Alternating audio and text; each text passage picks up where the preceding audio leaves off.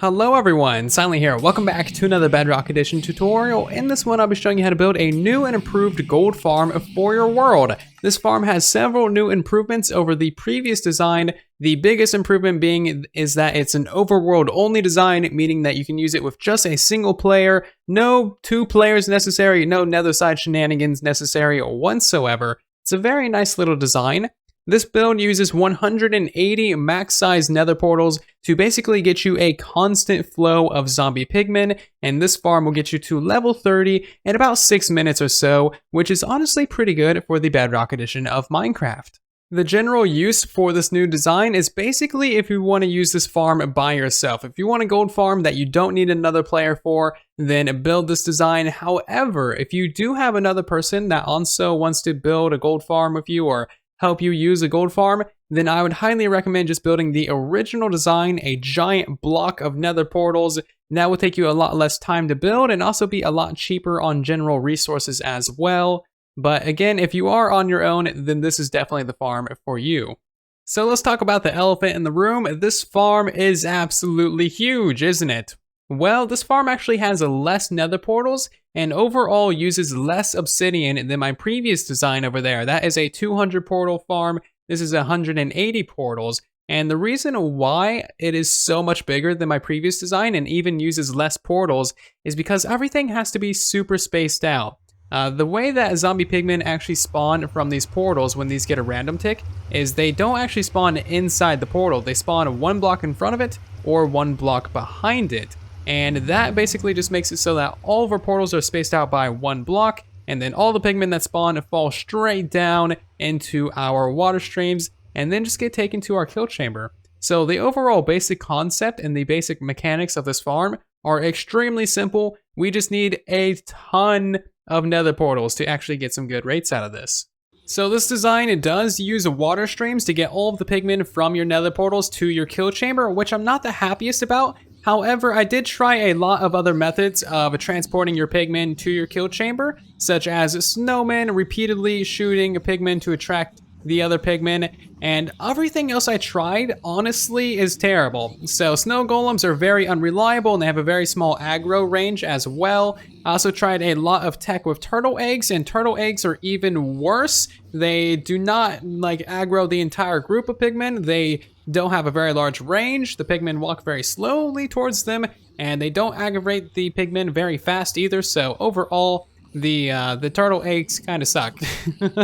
So unfortunately, we do need to use water streams to actually get our pigmen to our kill chamber.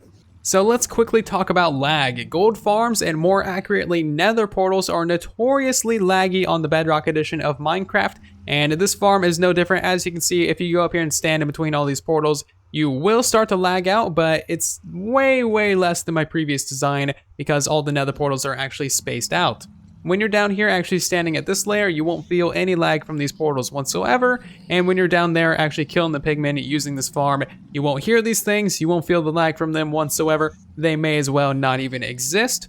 And finally, I have also come up with a new method of actually lighting all of these nether portals so that when you're actually starting up the farm, you won't kill your device, which is always a nice pro. Alright, so let's get into the tutorial, shall we? So there's going to be a rough materials list for this build in the description down below. I'm terrible at math and counting and all those kinds of number deals, so just take it with a grain of salt, but it should help you prepare for this build. There's also going to be a fair amount of counting and orientation with this build, so make sure you triple check everything so that you don't build anything wrong, because placing, that and any of the wrong orientations is going to be slightly painful to tear down and rebuild. So yeah, just, take it slow and let's get into it, shall we? There's also going to be a world download in the description down below for your convenience. So if you have any, confusion, make sure to download that, or you can just ask me about this build in the comment section. Anyway, so we're going to start off simple with a 3x3 of hoppers. This is going to be your kill chamber. Point this into whatever storage you like. I just got a double chest for demonstration.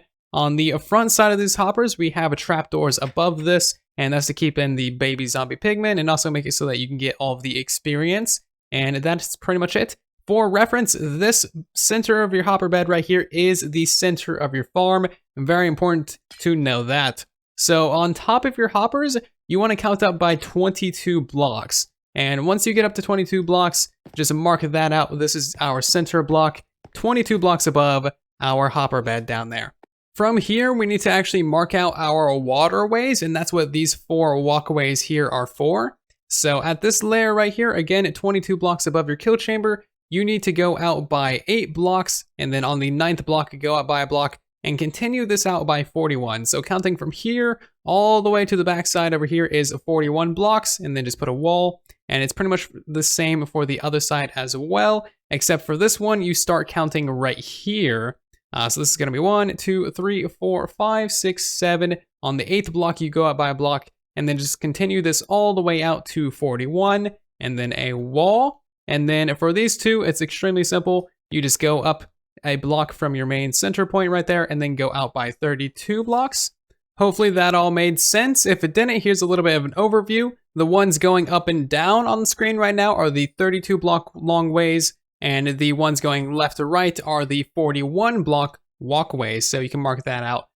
And now that you have your walkways in place, you need to figure out how to orientate your portals. So from this center block right here, your main center block, count up by 6. So 1, 2, 3, 4, 5, 6. And then on the 7th block, place another marker block on your center right there. And then from here, you need to go out by 3 blocks and just place a piece of obsidian. This 3 blocks is on the higher walkway, so keep that in mind. 3 blocks on that side, piece of obsidian. 3 blocks on this side, a piece of obsidian.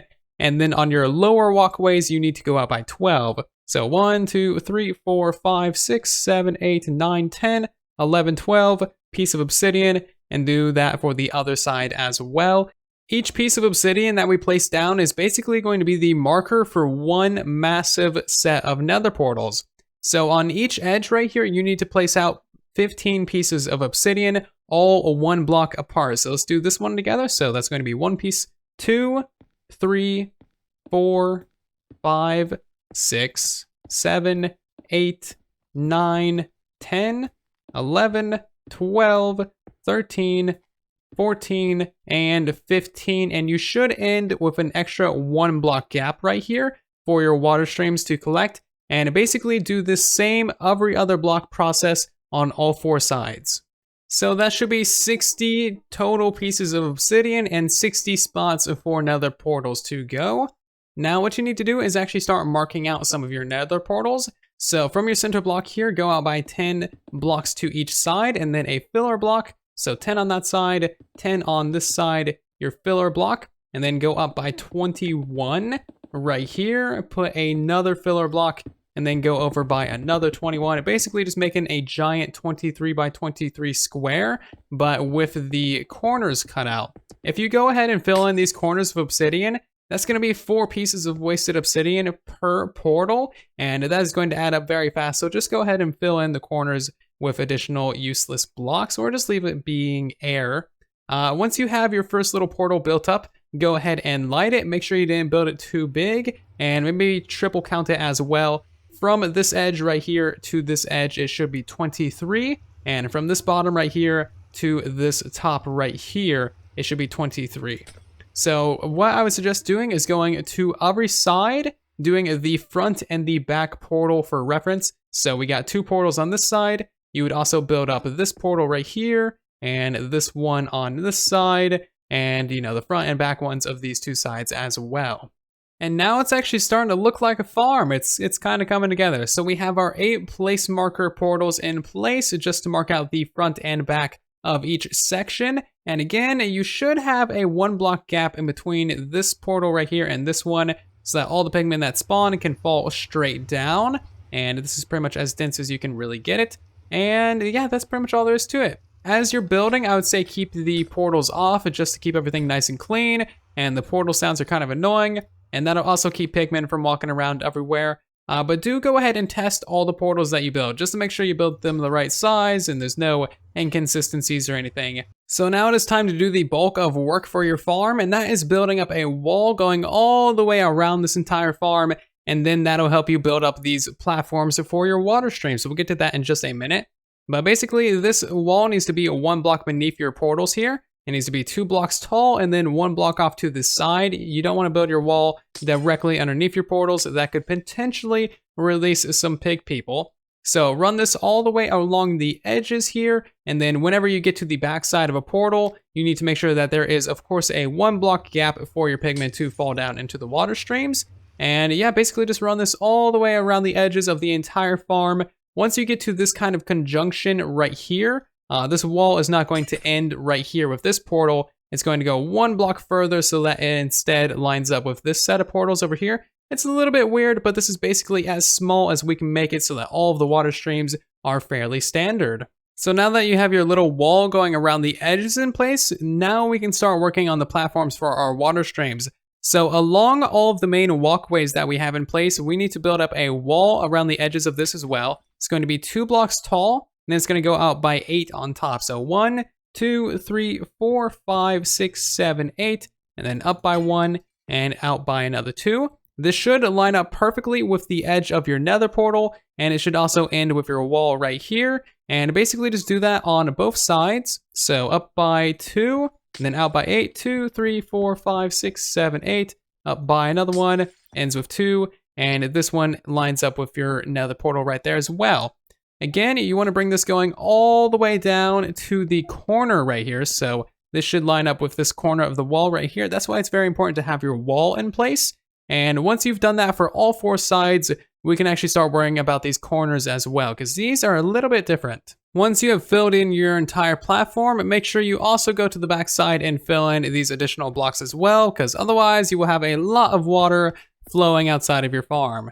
So now it is time to work on your corner areas, and this is actually extremely simple. What we're going to be doing is continuing out this platform right here all the way to this edge. And to orientate you, we are on the side that has the portals just 3 blocks away from the center, or the lower road rather. So basically bring this all the way out to this road and continue this little platform all the way out to this road as well. And now what you need to do is build a little bit of a wall right here. And this should be lined up with your 5th nether portal. So this one right here is your 5th one. So 1, 2, 3, 4, 5, and this should continue out all the way to here. So the reason why we want this wall to be underneath the nether portal is so that none of your pigmen actually die when they land on it. So there's no way that pigmen could land on that wall. So none of them will die, you'll get slightly higher efficiency. And yeah, basically just build this platform out all the way to this edge, like how I have done over here and over here as well. And now it is time to install all of your water streams. So this is basically going to be the exact same for everywhere in your farm. You will need to do a little bit of different shenanigans right here on these edges, but we will get to that in just a minute. The general idea is go all the way along these edges on the farm and just install water buckets right here. That will flow all the way to the edge right here. And if you built it correctly, you will not need any signs or anything to actually keep the water from flowing over this. So do that on both sides, of course. And if you are in a cold biome, you will want to install some light sources every other block or so, just to keep everything from freezing. Once you have your water on these sides installed, we need to go ahead and install the water streams in these walkways as well. So go ahead and place down your water buckets in the back there, and maybe an optional light source as well. Once you get to the end of the water stream, you need to place down 2 slabs and a full block. Place down 3 signs in the back, just like so. And then water bucket, and water bucket. We need these main block right here so that we don't waterlog the slab when we try to put a water source there. Slightly inconvenient, but not too hard to work around. And do that going all the way to the center over here. Now, once you get to the center, you may need to install some additional signs to keep the water from actually flowing too far. So just a couple signs like that will prevent all of your water from actually flowing to the center. So continuing on with these main water streams, if you built these walkways correctly over here, then you won't need any signs to prevent the water from flowing to the edges. It gets all the way to the end and then just stops. And that's the same for this side as well. So ideally, you should only need signs for this side right here and for this side right here, the elevated platforms. And now it's time to deal with all of these dry corners. So basically what you need to do is install some signs. So 1 sign right there on that block, and then 2 more signs off of that, 1 sign right there, and then 8 signs off of that. So 1, 2, 3, 4, 5, 6, 7, and 8 signs. And then you can go ahead and install all of your water sources back here. And that should contain all of your water, and all of it will just flow nicely to the edge. Nothing will overflow or anything like that. and it's a very simple and cheap and easy way to actually contain all of your water sources. So now what you need to do is down here where all of these edges actually end is install some cobblestone walls. So on all of these, just install 3 cobblestone walls. You may experience some slight flooding, but that's not going to be too big of a deal. This will help all the pigmen actually fall into your kill chamber and also just help them not pathfind against the water streams. Overall, this actually really does help them get into the kill chamber. So it took a pretty long time, but we are now completely done with everything having to do with water streams. I'm sure you're pretty sick of white glass and water by now. I know I am. But now is when we have to actually start building up all of our portals. So each place that we have all of these obsidian, we need to make a large 23 by 23 portal. And that is going to be 15 nether portals per layer per side. So for this bottom layer total, you will have 60 portals. If you make it 2 layers tall, you will have 120 portals, which is where you start to get okay rates. But if you go for the full 3 layers, then you will have 180 max size nether portals, and that is where you get the actually good rates. Now, what you could do is even put another 4th layer on top of this. I think you might even be able to take it up to about 6 or so if you build the farm low enough, and you would get pretty insane rates if you do that. It's not necessary, honestly. 2 layers would work for most players, but if you want like a really good gold farm, then go for 3. If you want an insane gold farm, go for 4 or 5 layers, but make sure you got enough build height to actually do that. Anyway, I hope you have a haste 2 beacon and maybe some friends to help you out with this, because that is going to be a lot of nether portals. Make sure you check every single nether portal that you build to make sure that they actually light, because you don't want to tear down any of these things. Once you have built up all your portals, just take a nice deep breath and just kind of enjoy the view of towering pillars of giant obsidian boxes. It's honestly really awesome looking. Like, this is the coolest gold farm I've ever built. Now what we need to do is actually start lighting the portals, and we need to do this in a fairly specific manner. So you want to start from the top down, meaning that you want to build your entire gold farm before you actually start lighting any portals, and that's just a good idea in general anyway. So basically how we're going to do this is we're going to start with just any section that you like, and just start lighting portals heading towards the center of the farm. Once you have one section done, go on to the next one, and just get as far away from those portals as you can, so like all the way up against this edge, and then do this section as well, walking slowly backwards towards the center of the farm. And that is our second section done. And now you want to get as far away from those portals as you can, so all the way up against this edge. And then again, slowly walk back towards the center of the farm, lighting these portals as you go.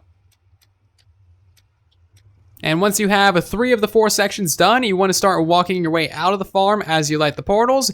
This will make sure that you don't get stuck in there, super lagging out or anything like that. Once you get this section entirely done, drop down to the layer below it, or just end a pearl out of there, jump out, fly out, whatever you gotta do.